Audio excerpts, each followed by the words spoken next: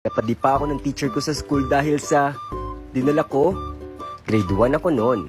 Isang araw ay nag-announce yung teacher namin na kailangan daw namin magdala ng laruan para sa presentation bukas sa English. Sabi niya, "Okay class, you need to bring your own toy tomorrow for the presentation. Huwag niyong kalimutan ha." "Yes, ma'am!" Sabi ko naman, "Oh talaga, magdadala tayo ng laruan bukas? Ano kaya yung dadalhin ko? Ang dami ko pa namang laruan sa bahay." "Basta ako, ang dadalhin ko Barbie." "Ako naman, dadalhin ko toy gun." "Ako kaya, ano kayong dadalhin ko?" At nag-uwian na nga kami nung araw na yon.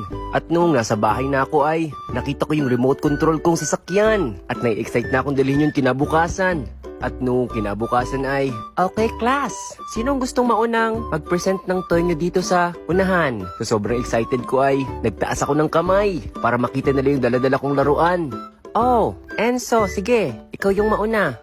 "Sige po ma'am." At nung nagpunta na ako sa unahan ay, "Hi ma'am, hi classmate, this is my toy car. It has a battery and automatic light and a remote control.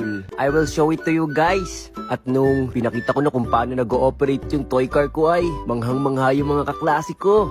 "Wow, ang ganda naman ng toy car niya." "Oo nga." "Okay Enzo, very good. Okay class, give him a round of applause." At natuwa nga ako dahil pinalakpakan ako ng mga kaklase ko. At sikat na sikat ako sa loob ng room namin.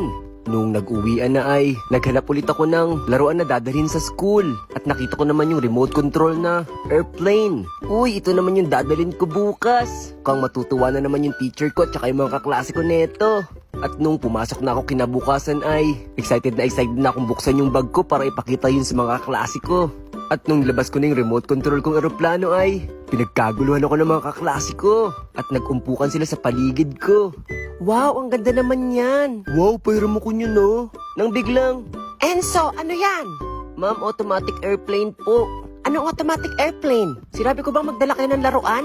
Ang aga-agang ingay-ingay nyo ha. Bawal ang laruan dito sa room." "Akala ko po kasi magdadala ulit ng laruan eh."